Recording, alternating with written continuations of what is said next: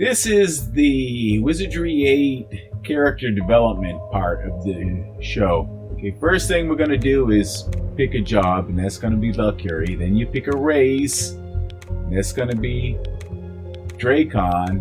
And gender, because it's a Valkyrie, it's got to be female, but otherwise you could choose male or female there.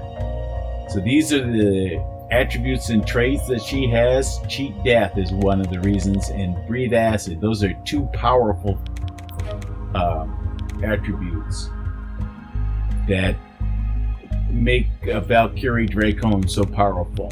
And then you've got like 25 or whatever points, bonus points, and the bonus points change depending on the job and the race.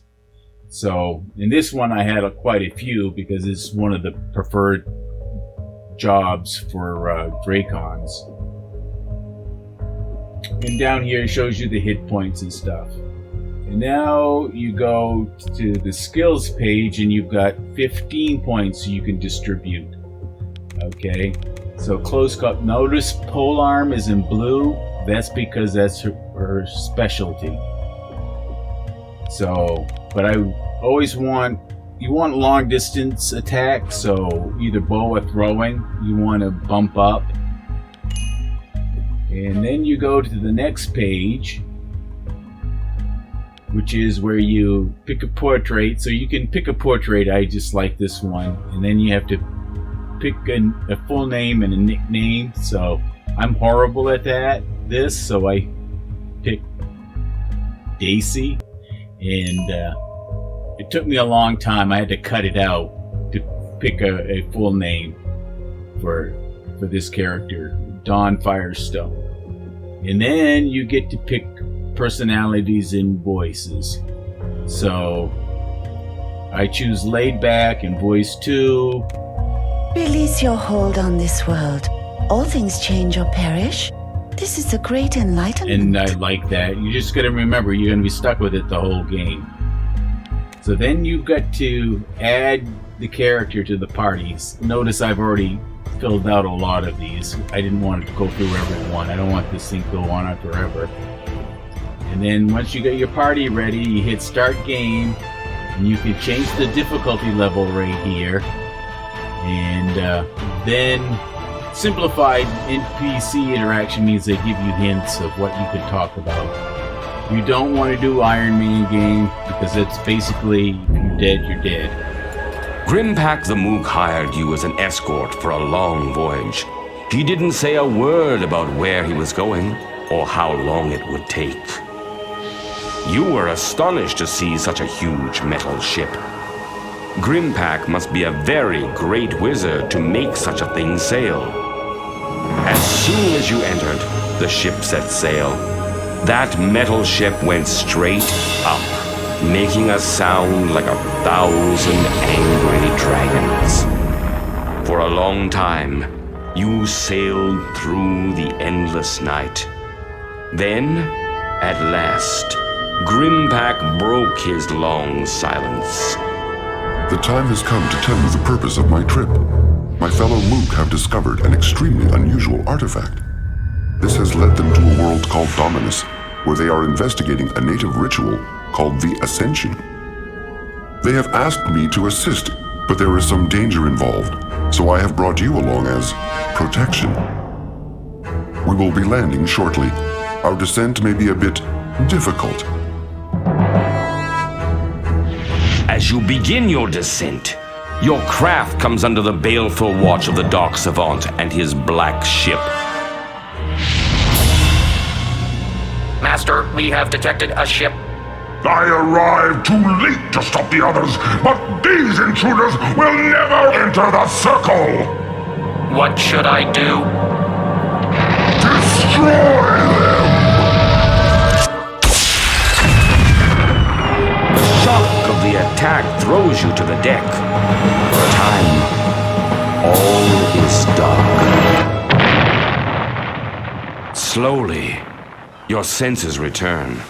You have washed up on a beach among the rest of the crash debris. It's a miracle that you're still alive, but your biggest challenge is still ahead of you. Your ship is gone. You're stranded on a strange world, and somewhere, far above, the dark savant awaits. You turn toward shore and plan your next move. And now the game actually starts. So now you're here, and your party's there. Here. One of the first things you want to do is save the game, and I hit the wrong button. I hadn't played this game in a while, so bear with me just a little bit here. So down in the lower left-hand corner, you've got, search, use equipment, journal, and the fire is camping.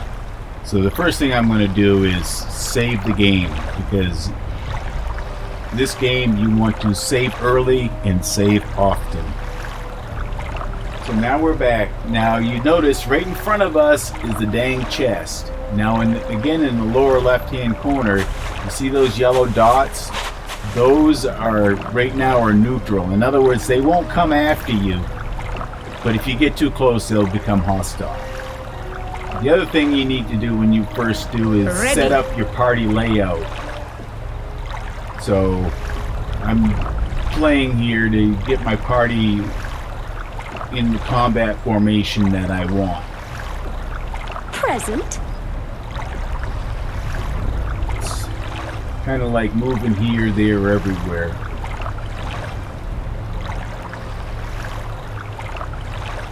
Yes. Okay, so the colors in these circles go with the colors of the profession. You have summoned me? So the fighter is Present. red, and the Valkyrie is yellow, and the rogue is green, Present.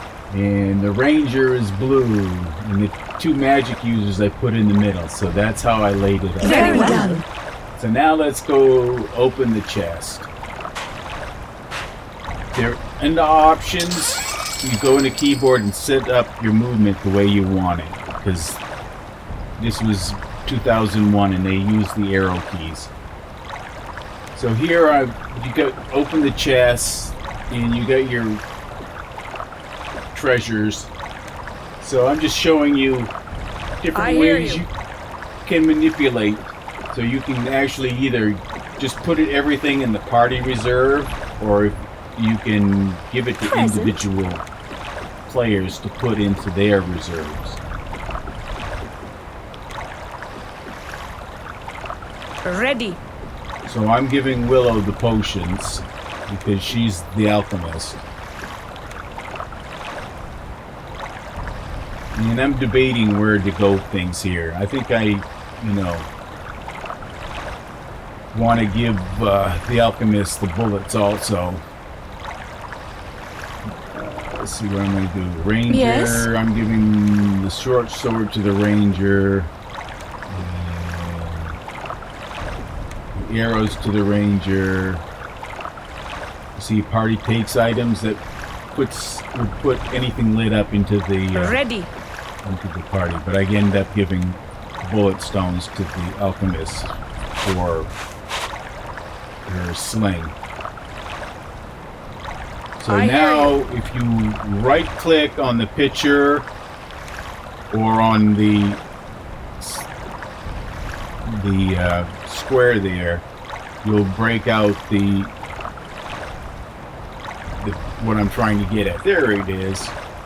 So over on the right is your party items, and on the left is what that character is carrying. So I'm just going through and see what they've got.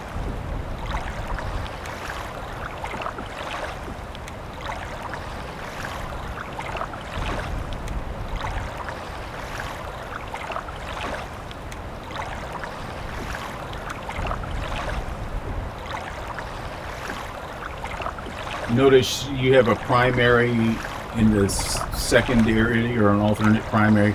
Usually you'll have a close, like a sword or something, and then a long distance like bow. Like here's bows, but he has no clothes, so I think I'm going to give him a sword. So for close in combat.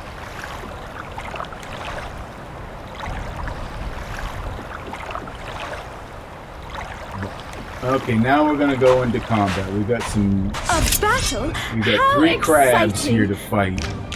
You see, when we got close, they went hostile. If there were enemies to begin with, they will actually come after you. Even at a distance, they'll start heading towards you. So you got to be careful on what color the items are, With or the pleasure. creatures are in your radar, to know whether they're going to come after you or not. So I'm just throwing a spell here. Very Acid well. Splash and Energy Blast.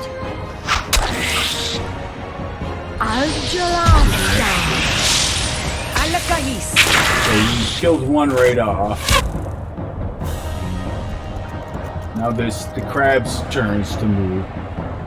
The one part of this game that's kind of not great is sometimes if there's a lot of characters to move, it takes a while. So right here, there's only 3 enemies, so it's not too long. But if you got 10 enemies and 5 more friends, because you have friends that aren't in your party, Do not come help glory in you. death. Instead, it can rejoice be a that we pain. are still alive. So everybody earned 111 experience points. And after every battle, you need to go find a safe place, save the game, and then use the campfire to camp. So I made a boo-boo, but you should have saved before then. So that's just, a brief introduction to how to build a character in the beginning gameplay. I'll probably have one more that will go into specific gameplay things, so a little more detail on how to do things. So this is your crazy old coot wishing you to have a good evening.